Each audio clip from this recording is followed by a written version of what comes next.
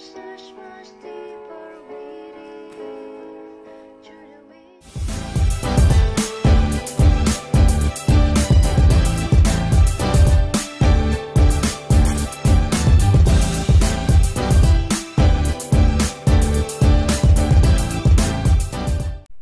Hai semua teman-teman, dimanapun kalian berada, saya ucapkan terima kasih karena sudah datang ke channel saya, Ana Suryana.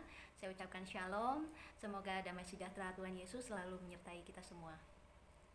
Buat teman-teman yang baru pertama kali hadir di channel saya ucapkan terima kasih, shalom. Saya bernama Ana, saya adalah ibu dari 2 orang putra yang sudah beranjak dewasa. Saya saat ini berstatus selain sebagai seorang ibu, saya juga berstatus sebagai seorang istri dari seorang suami yang luar biasa. Dan juga selain dari itu, untuk mengisi kegiatan hari-hari saya dan juga untuk menopang kegiatan ekonomi suami, saya juga membuka sebuah usaha yang saya jalankan dari rumah. Di YouTube video kali ini, saya ingin membahas soal Alkitab. Apa itu Alkitab? Sudah pasti setiap anak-anak Tuhan, umat-umat Kristiani, dan pengikut Tuhan Yesus pasti tahu apa itu Alkitab. Ya, buku Alkitab ini adalah kitab suci dari umat Kristiani. Dan buku Alkitab ini bisa bervariasi bentuknya. Ada yang berbentuk besar, ada yang kecil. Kalau yang besar sudah pasti hurufnya mengikuti daripada komposisi ukuran Alkitab agar nyaman dibaca. Dan semakin kecil Alkitab itu, pasti tulisannya lebih kecil. Dan ada juga saya pernah melihat bahkan membeli sebuah Alkitab yang mini sekali ukurannya seperti ini. Dan ajaibnya tetap masih bisa dibaca. Meskipun ukurannya itu mungkin bagi sebagian orang harus pakai kaca pembesar, tetapi kalau mata-mata orang yang masih jernih penglihatannya itu masih bisa tetap terbaca. Luar biasa. Dan teman-teman tahu bahwa terbitan Alkitab dikeluarkan menurut beberapa versi, dan salah satunya ada yang terjemahan baru atau juga King James Version atau versi King James.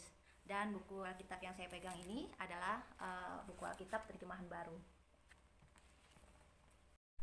Dan sebagai seseorang yang sejak kecil sudah disekolahkan di sekolah Katolik sampai menginjak sekolah menengah atas, maka saya sudah sering melihat Alkitab dan saya sering melihat beberapa terbitan yang dengan terjemahan yang berbeda. Meskipun terjemahan dikatakan menurut King James Version atau terjemahan baru dan mungkin terjemahan yang lain, sebab saya tidak mempelajari semua terjemahan, saya memiliki Alkitab New King James Version dan juga terjemahan baru. Tetapi yang saya tahu dan saya temukan bahwa firman Tuhan di dalam Alkitab itu pada prinsipnya memiliki makna yang sama. Meskipun mungkin ada beberapa kata yang mungkin di terjemahan yang ini berbeda, yang terjemahan itu berbeda, tetapi yang saya lihat semua yang di dalamnya makna-makna daripada Bapa di sorga yang berbicara melalui Alkitab itu semua prinsipnya sama. Dan saya juga mengenal ada Alkitab yang hanya berisi perjanjian baru. Oh ya teman-teman, di dalam Alkitab ini pada umumnya memiliki dua jenis kitab yang dijadikan menjadi satu buku Alkitab ini, yaitu yang disebut Perjanjian Lama dan Perjanjian Baru. Di mana Perjanjian Lama terdiri dari 39 kitab, mulai dari kitab Kejadian pada awal penciptaan Bapa menciptakan bumi sampai kepada Maleakhi. Dan Perjanjian Baru yang berisi 27 kitab yang dimulai dari kitab Injil Matius sampai kepada Wahyu kepada Yohanes. Inilah Alkitab yang saya pegang sehari-hari sejak saya menerima Tuhan Yesus sebagai Tuhan dan Juru Selamat saya, yaitu sebagai Kristiani. Dan kitab Perjanjian Lama berbicara mulai dari awal penciptaan bumi oleh Bapa di surga sampai kepada nabi-nabinya, terakhir adalah Maleakhi. Itu sebelum Tuhan Yesus hadir sebagai manusia di bumi ini. Dan di kitab Perjanjian Baru adalah berbicara tentang awal bagaimana Tuhan Yesus dilahirkan ke bumi ini sebagai seorang manusia, sampai bagaimana tentang pekerjaan-pekerjaannya selama di bumi, lalu sampai ke penyalibannya, kebangkitannya, dan bagaimana rasul-rasulnya mengikuti teladan Tuhan Yesus selama di bumi, sampai bagaimana mereka juga mengalami penyiksaan seperti yang Tuhan Yesus alami karena mereka mati sebagai martir, dan juga segala apa yang diceritakan di sini, bagaimana rasul-rasul mengajari jemaat gereja mula-mula. Dan kemudian kitab terakhir adalah Wahyu, yaitu pewahyuan yang diterima oleh Rasul Yohanes di Pulau Patmos tentang kedatangan Tuhan Yesus kedua kali ke bumi ini, bagaimana apa yang akan terjadi di akhir zaman, dan semua nubuatan yang diterimanya dari Bapa di surga di dalam nama Tuhan Yeshua HaMashiach, yaitu Yesus Kristus, ada di dalam kitab Wahyu. Nah, itulah sekilas singkat tentang apa itu Alkitab. Nah, sekarang adalah pertanyaannya, apakah kita sebagai umat Kristiani, anak Tuhan, sudah pernah minimal satu kali membaca mulai dari kitab Kejadian awal sampai akhir, yaitu Wahyu? Dan setelah kita pernah membaca minimal satu kali dari awal sampai akhir, apakah kita mengulanginya kembali dan kita suka membaca firman-Nya setiap hari? Atau bahkan belum pernah sama sekali, ataupun hanya di gereja saja? Dan apabila kita sudah membaca Alkitab, apakah kita mengerti dan sungguh-sungguh mengerti apa yang dimaksud oleh Tuhan melalui firman-Nya tersebut? Jika kita sudah mengerti, apakah kita ada mempraktekannya di dalam kehidupan sehari-hari kita? Dan setelah kita membaca, mengerti, dan kita merasa sudah mempraktekannya di dalam kehidupan sehari-hari, apakah kita sudah merasakan mujizat dan kuasa dari Tuhan di dalam hidup kita sehari-hari? Mungkin sering dari kita mulai ada yang mengeluh, saya sudah membaca, saya sudah mengerti, saya sudah mempraktekkan, tetapi kok jawaban doa saya belum dijawab oleh Tuhan? Kok ya saya belum terima mujizat? Kok saya belum merasakan ada kasih Tuhan dalam hidup saya? Tidak seperti orang-orang yang sudah dipulihkan, yang menerima berkat, dan lain sebagainya. Apakah itu yang sedang teman-teman alami? Jika ya teman-teman mengalami hal itu, mari kita lebih dalam lagi kita menelaah tentang kekuatan firman Tuhan yang seharusnya bisa berkuasa di dalam setiap hidup anak-anak Tuhan, yang juga seharusnya bisa menerima aliran sukacita, kasih, kuasa, dan mujizat dari Tuhan. Dan di dalam Alkitab juga bagaimana Tuhan memberitakan perbuatan-perbuatannya yang besar di masa lalu, dan kita selalu percaya kuasanya selalu sama sampai selama-lamanya. Sebagai umat Kristiani yang kita tahu bahwa kuasa Tuhan yang kita kenal sungguh ajaib dan luar biasa, tetapi bagaimana kita mengenal tentang kuasanya itu jika kita tidak sungguh-sungguh membaca, mengerti tentang kuasanya yang pernah Dia kerjakan di masa lalu?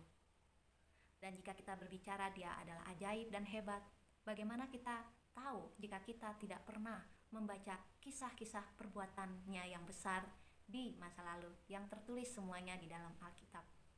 Meskipun kita tahu Tuhan selalu berkarya bahkan sampai selama-lamanya, sampai hari ini pun Dia tetap bekerja, namun jika kita mau menulis betapa banyaknya karya-karya Tuhan, mungkin buku-buku di dunia ini tidak akan pernah cukup untuk menulis perbuatannya yang betapa ajaib dan besar. Meskipun saya percaya bahwa setiap umat Kristiani, pengikut Tuhan Yesus, pasti rata-rata memiliki minimal satu buku Alkitab atau minimal ada terpasang di aplikasi mobile phone-nya, ya kan? Tetapi sekali lagi, berapa banyak dari umat Kristiani yang benar-benar suka rajin membaca Alkitab? Dan berapa banyak umat Kristiani yang memperlakukan buku Alkitab menjadi buku bacaan sehari-hari dan juga panduan di dalam hidupnya? Bukankah kita sering melihat, kita tahu bahwa mungkin sebagian besar dari kita sebagai umat Kristiani yang sering memperlakukan buku Alkitab ini sebagai hanya buku yang hanya dibaca pada saat kita datang ke gereja, atau pada saat kita butuh untuk suatu hal tertentu, mungkin saat kita sedih, atau mungkin saat kita mungkin kita perlu, jadi hanya sesekali saja.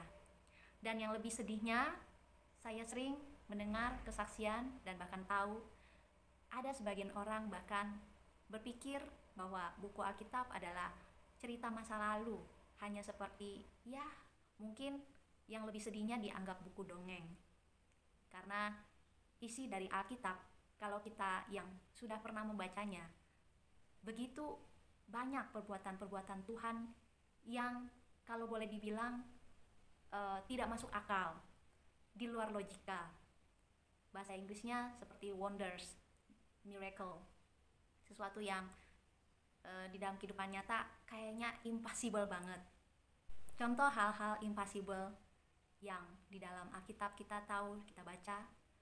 Contoh adalah bagaimana Tuhan Yesus yang sudah disalib dan sudah dikubur di dalam gua batu, kok bisa-bisanya pada hari ketiga dia bangkit dan dia menunjukkan dirinya kepada para murid-muridnya saat itu. Itu kan gak masuk akal. Orang yang sudah meninggal, dikubur, kok ya bisa muncul lagi. Bukankah itu hal yang di luar logika? Ada lagi cerita yang terkenal, yang juga dikenal oleh saudara kita yang di seberang, sebab di dalam buku kitab suci mereka juga memuat tentang itu, yaitu bagaimana Musa yang membelah lautan dengan tongkatnya. Dan kita tahu itu pasti kuasa Tuhan. Dan kita berpikir sangat tidak masuk akal laut Teberau bisa dibelah menjadi dua.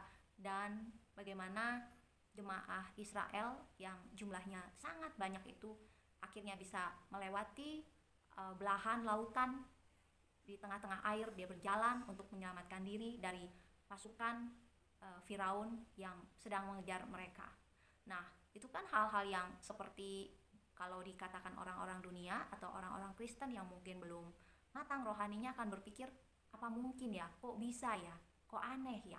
Jadi seolah-olah kita jadi seperti percaya nggak percaya. Akhirnya kadang iman kita pun bingung, bener gak sih seperti itu, karena tidak melihat sendiri atau karena hal-hal itu di luar logika. Dan banyak hal-hal lain lagi yang dikatakan sign and wonders, segala hal-hal yang di luar logika yang dikerjakan oleh Bapa di surga, Tuhan Yesus yang melalui Roh Kudusnya, pekerjaan yang begitu hebat dan luar biasa karena tidak masuk akal, di luar logika, semua diberitakan di dalam Alkitab, begitu banyak dan luasnya. Dan saya percaya bukan hanya yang tertulis di Alkitab yang Tuhan kerjakan di masa lalu bagi umat-umatnya, tetapi tidak akan pernah muat di dalam semua buku di dunia ini jika kita mau tahu apa perbuatan Tuhan di masa lalu. Nah, di sini kita tidak membahas lebih jauh lagi tentang apa perbuatan Tuhan di masa lalu, sebab saya berharap mungkin di video-video lain saya bisa sharing hal itu kepada teman-teman. Dan di sini kembali lagi kita mau berbicara tentang Alkitab. Setelah kita memiliki Alkitab dan kita tahu Alkitab itu adalah suara Tuhan, perlu gak kita membaca Alkitab? Kalau bagi saya, ya perlu. Tetapi bagi sebagian umat Kristiani, mungkin dia merasa, saya belum perlu, gak perlu, toh saya udah tahu kok tentang Tuhan. Yang penting Tuhan itu kan baik kepada semua orang, baik kepada saya, dan juga Tuhan itu ya begini, begitu, ya menurut yang dia tahu saja, yang mungkin didengar, yang mungkin dia pikirkan dengan pikirannya, saya tidak tahu. Pokoknya mungkin bagi sebagian orang seperti itu. Sedangkan kalau disuruh baca Alkitab setiap hari atau sering, rasanya buat apa? Toh saya hidupnya fine-fine aja kok. Saya sudah nyaman dan saya percaya Tuhan memberkati saya. Tuhan ada di samping saya, Tuhan kan Immanuel. Saya kan sibuk, Tuhan kan tahu saya sibuk mencari uang. Toh gereja kan perlu uang. Kalau saya tidak mencari uang, tidak rajin, nanti gereja mau dikasih donasi apa? Demikianlah betapa banyak alasan-alasan kita yang seolah-olah kita itu suci dan rohani walaupun tanpa membaca Alkitab. Nah, di sini saya mau membahas apakah benar pemikiran seperti itu dan bagaimana seharusnya kita menyikapi hal ini. Nah, seberapa pentingnya sih kita baca Alkitab? Bahkan harus sesering mungkin dan setiap hari. Saya berikan beberapa alasan yang menurut pengalaman saya secara rohani betapa pentingnya kita untuk sering-sering membaca Alkitab. Yang pertama, mengapa kita harus sering-sering baca Alkitab bahkan setiap hari? Karena Alkitab berisi inspirasi-inspirasi tokoh-tokoh rohani yang bisa kita jadikan role model untuk bagaimana kita bersikap di dalam keseharian kita. Dan terutama tentunya role model kita adalah Bapa di surga, Tuhan Yesus dan Roh Kudus, yang bagaimana di dalam buku Alkitab dia menyatakan firman-Nya, bagaimana dia menyatakan pekerjaan perbuatan-perbuatan kasih-Nya kepada umat manusia. Dari situ kita bisa melihat bagaimana Tuhan dan juga tokoh-tokoh Alkitab yang diurapi oleh Tuhan, betapa mereka gagah berani di dalam menghadapi berbagai tekanan, pencobaan, dan masalah-masalah yang mereka boleh hadapi, tetapi pada akhirnya mereka keluar sebagai pemenang. Disitulah kita dapat mengenal bagaimana perbuatan Tuhan bagi setiap orang-orang yang mengandalkan Dia. Dengan kita membaca Alkitab dan kita mengenal tokoh-tokoh rohani di dalam Alkitab, kita seperti memiliki tuntunan bagaimana mereka menghadapi masalah-masalah mereka yang diinspirasi oleh Tuhan, sehingga kita dapat menjadikan mereka contoh dan teladan di dalam hidup kita. Contoh wanita di Alkitab yang saya sungguh kagumi salah satunya adalah Ratu Esther. Kita tahu Ratu Esther dalam menghadapi seorang tokoh yang ingin memberontak kepada raja dan dia adalah seorang yang licik, tetapi bagaimana Ratu Esther memiliki hikmat yang diberikan oleh Tuhan dan bagaimana dia sangat mencintai bangsanya dan dia tidak ingin bangsa pilihan Tuhan, yaitu bangsa Israel, dibunuh oleh seorang tokoh yang jahat ini yang ingin menguasai kerajaan. Dan dengan cara hikmat yang diberikan oleh Tuhan, bagaimana dia kemudian dapat melawan dan menggagalkan rencana licik dan busuk dari si Haman ini.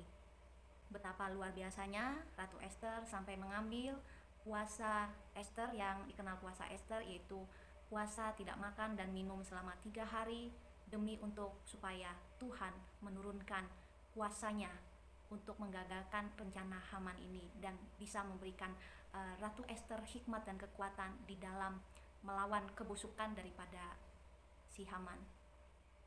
Dan sehingga diceritakan bagaimana Ratu Esther tanpa kekerasan, tanpa penumpahan darah, tetapi dengan hikmatnya yang cerdas yang dia sudah dapatkan dari Tuhan, dia dapat kemudian membuat sebuah rencana licik si Haman akhirnya berbalik kepada si Haman sendiri. Akhirnya dia yang tergantung di tiang gantungan yang dia bikin sendiri tanpa dengan kekerasan, tetapi luar biasa bagaimana Tuhan memberikan Ratu Esther hikmat dalam melawan rencana jahat si Haman tersebut. Sehingga dari sini saya pun bisa belajar dari Ratu Esther bahwa di dalam menghadapi hidup sehari-hari di mana kita juga sering mengalami tekanan atau mungkin kita berhadapan dengan orang-orang yang memiliki rencana jahat terhadap kita, tetapi kita tidak perlu mengomel, kita tidak perlu marah, kita tidak perlu benci, bahkan kita tidak perlu konfrontasi secara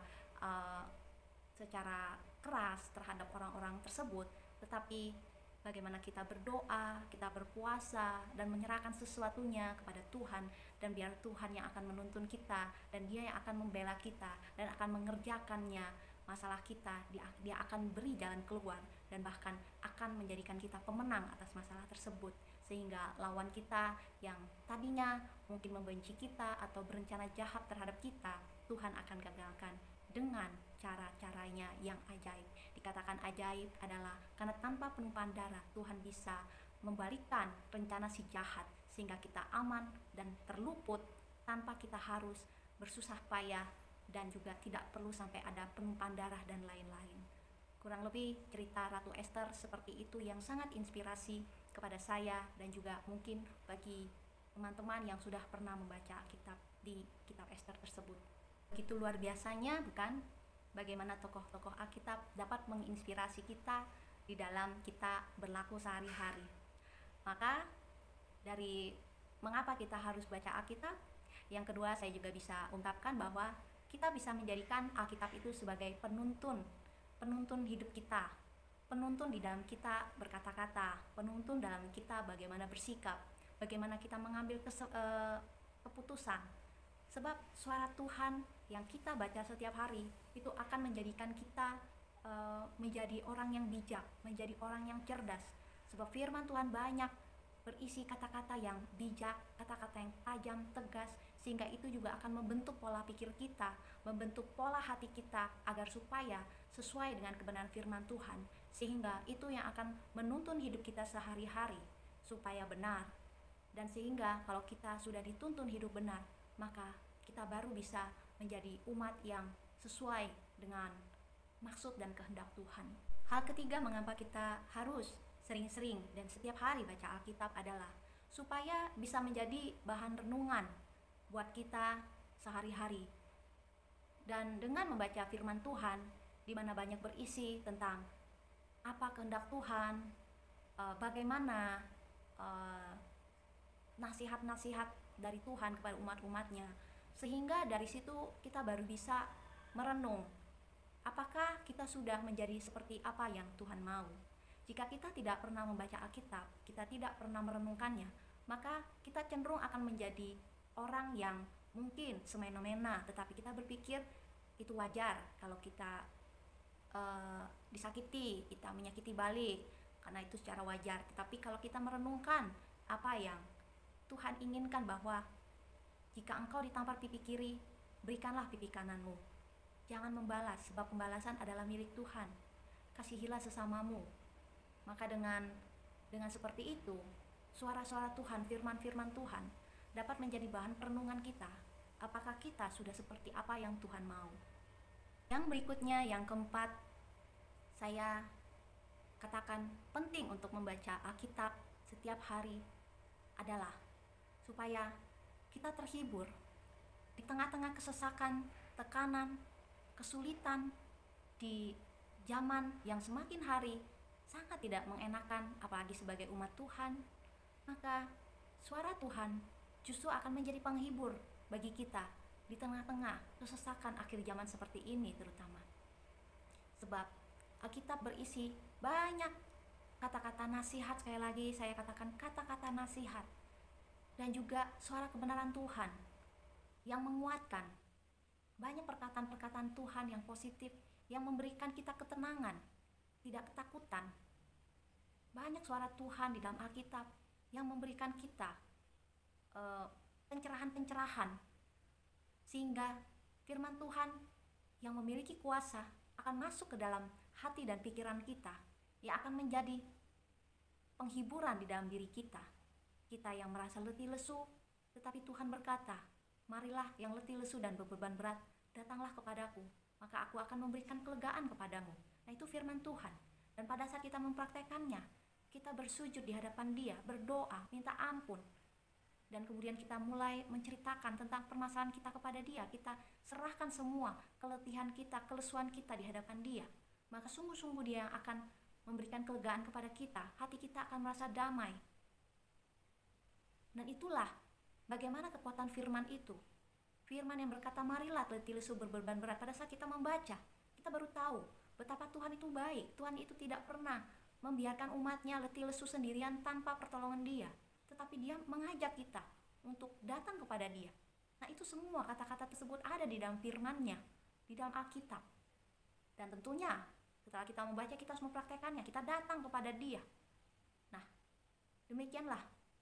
Kalau kita tidak pernah membaca Alkitab atau jarang, mungkin kita tidak pernah tahu bahwa Dia pernah berkata tentang hal ini, bahwa kita disuruh datang, kalau letih lesu datang. Ya, mungkin, dan juga banyak lagi ayat-ayat yang bagaimana Dia menawarkan kasih-Nya, Dia memberikan nasihat, Dia memberikan penghiburan. Dan semakin hari jika kita membaca, akan ada terjadi penghiburan demi penghiburan, di mana Dia sangat mempedulikan kita. Itu yang membuat kita terhibur, dan kita tidak sendirian. Betapa ajaibnya kata-kata firman-Nya di dalam Alkitab. Nah, jika teman-teman tidak membaca, bagaimana teman-teman bisa merasa terhibur? Sebab dunia ini penuh dengan kata-kata cemooh, penuh dengan kata-kata hinaan, penuh dengan kata-kata iri hati, sinis, dendam, benci. Itulah dunia. Yang juga yang merendahkan, mencemooh, mengata-ngatai, itu semua dunia. Tetapi di dalam firman Tuhan, Tuhan menyatakan suaranya, dan Tuhan tidak seperti itu. Tuhan justru memberikan kata-kata yang membangun, meskipun Dia adalah Bapa yang tegas terhadap dosa. tetapi Dia juga Bapa yang sangat lembut, Bapa di surga yang begitu baik hati kepada umat-umatnya, yang ingin umatnya bertumbuh, merasakan positif, merasakan kebaikan, tidak seperti apa kata dunia. Oleh karena itu, kita yang setiap hari selalu membaca berita-berita dunia, kata-kata dunia yang seringkali tidak membangun, tidak menghibur, tidak membuat kita sukacita dan bahagia, datanglah kepada Tuhan, baca firman-Nya, baca di Alkitab. Semua kata-kata Tuhan, firman-Nya begitu sangat menghibur kita, begitu sangat menenangkan kita. Itulah mengapa kita butuh setiap hari baca Alkitab untuk menetralisir apa kata dunia yang begitu makin hari makin tidak senonoh kata-katanya, makin merusak, makin menghancurkan moral, makin menghancurkan mood, makin menghancurkan mental kita. Tetapi kita harus netralisir. Alkitab itu kalau saya katakan juga seperti obat, kata-katanya seperti obat, menetralisir kekotoran-kekotoran dunia ini. Karena kata-kata Tuhan, Bapa yang Maha Kudus, Dia akan mengkuduskan kita dengan firman-Nya. Itulah mengapa kita harus sering, rajin, setiap hari baca Alkitab, untuk supaya kita tenang, terhibur jiwanya. Dan juga pastilah adalah sebagai kekuatan, ya. Yang berikutnya adalah fungsi kita membaca Alkitab juga adalah sebagai kekuatan di dalam batin kita, di dalam mental kita, sebab kata-kata Tuhan sangat menguatkan umat-umatnya. Dia tidak pernah menjatuhkan mental anak-anaknya. Jika dunia berkata, kamu gak bisa lah, kamu bodoh lah, kamu begini begitu, sangat merendahkan kita. Tetapi sebaliknya, Tuhan adalah Tuhan yang membangun, Tuhan yang memberikan sukacita kepada umatnya. Meskipun dia sekali lagi dia tegas terhadap dosa, tapi dia selalu ingin membangun rohani kita, membuat kita damai, membuat kita sukacita. Bukankah itu yang kita cari sebagai anak-anak Tuhan? Dan di mana lagi kita akan menemukan kata-kata yang positif energi, kata-kata yang membangun, kata-kata bijak, yang baik dan benar. Karena kata-kata yang mungkin kedengarannya manis di luar, mungkin kedengarannya indah di luar sana, tetapi di baliknya semua pasti kemungkinan besar ada udang di balik batu. Dia hanya manis di muka kita, tetapi sebenarnya karena ada motivasi di balik itu. Tetapi Tuhan tidak seperti itu, dan umat-umat Tuhan tidak seperti itu. Dia memberikan kata-kata positif karena Dia tulus, ingin menolong teman-teman, untuk menolong saudara, untuk menolong kita semua. Tuhan ingin menolong kita semua dengan kata-kata yang energi yang positif. Sebab kata-kata yang positif, yang mengandung kebenaran itu ada kuasa, ada kebenaran di dalamnya, dan kebenaran itu memerdekakan kita. Nah itulah, kita hanya bisa menemukan kata-kata yang menghibur, yang menguatkan, yang tulus, hanyalah yang dari Tuhan. Dan banyak kita bisa temukan di Alkitab. Dan kenapa iblis tidak suka kita membaca Alkitab, bahkan menjauhi firman-Nya? Sebab iblis tahu kalau kita membaca Alkitab, kita rajin membaca Alkitab, kita akan kuat, kita akan terhibur, kita akan sukacita, kita akan merasa damai. Dan itu yang iblis tidak suka, itu yang iblis tidak mau. Iblis ingin kita lebih mempercayai apa kata Google, apa kata dunia, apa kata-kata orang-orang yang tidak bertanggung jawab, yang tidak beribadah, yang tidak mengenal Tuhan, atau orang-orang munafik. Iblis lebih mau kita memberikan telinga kita mendengar suara mereka. Dan iblis lebih suka mata kita membaca apa yang dari dunia, bukan dari Tuhan. Sebab apa yang dari Tuhan itu akan membangun dan positif dan baik dan benar. Nah itulah teman-teman, mengapa kita juga harus mengerti betapa pentingnya kita membaca Alkitab setiap hari.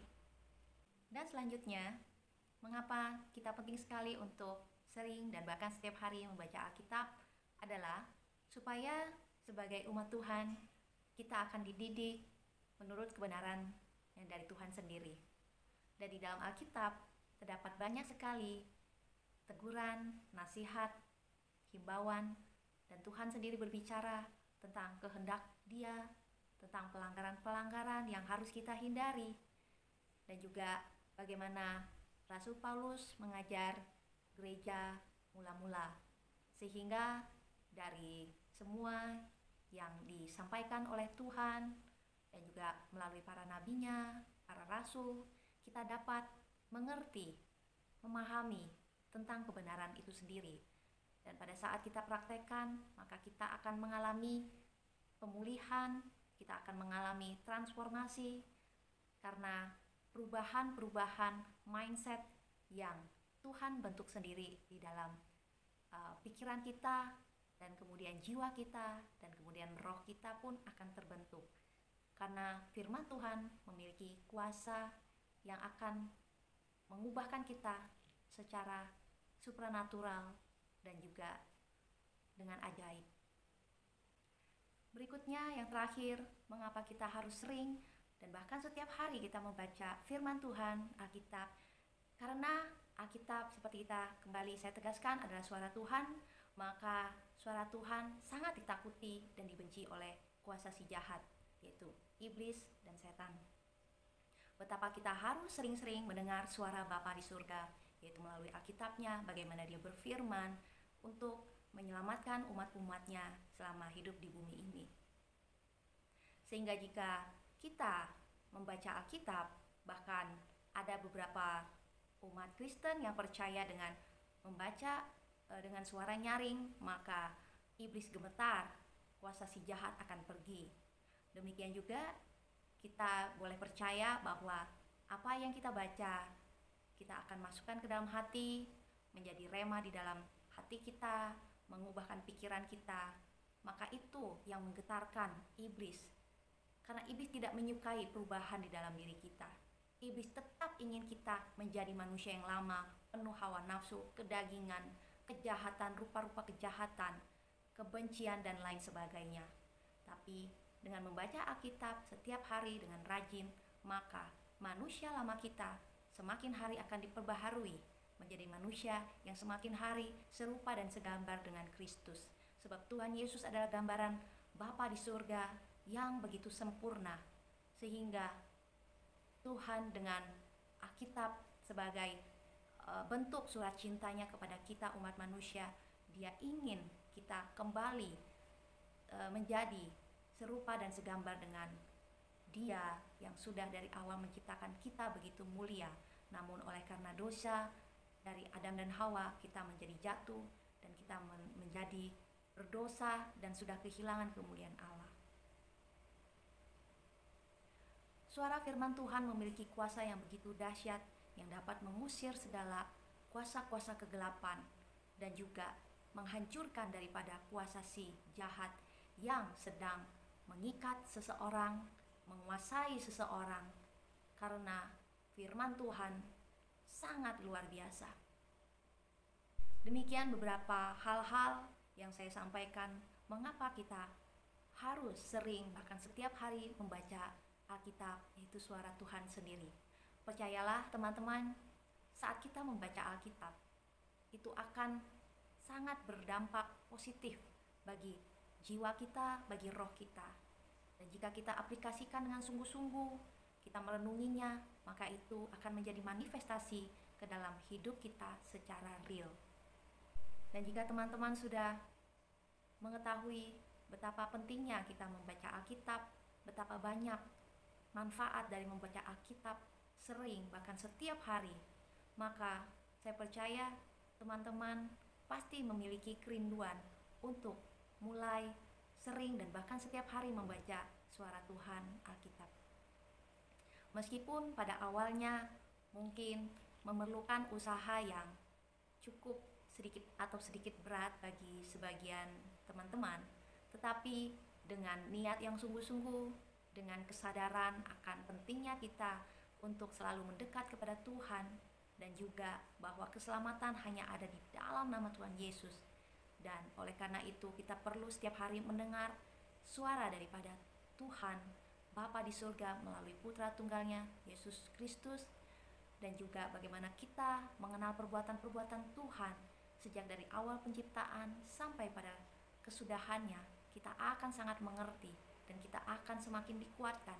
Kita tidak akan lagi menjadi manusia yang mudah goyah, dan juga kita tidak akan mudah terpengaruh oleh kejahatan zaman yang sudah semakin hari semakin meningkat.